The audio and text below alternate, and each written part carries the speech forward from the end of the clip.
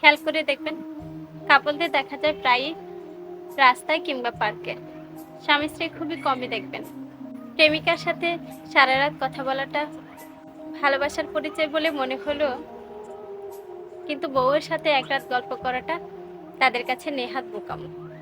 প্রেমিকার আবদারে একটা লাল গোলাপ খুঁজে দিতে ব্যস্ত প্রেমিক সারা দুনিয়া উলটপালট করে প্রেমিকাকে একটা লাল গোলাপ উপহার দেয়, অথচ বউয়ের সেই গোলাপ চাওয়া তার কাছে আদিক্যতা মনে হয়। প্রেমিকার হাতের বিষাদের খিচুড়িও তার কাছে অমৃত মনে হয়, অথচ বউয়ের রান্না একদিন লবণ কম হলে সেটা যেন হয়ে যায় খুব বড় রকমের অপরাধ।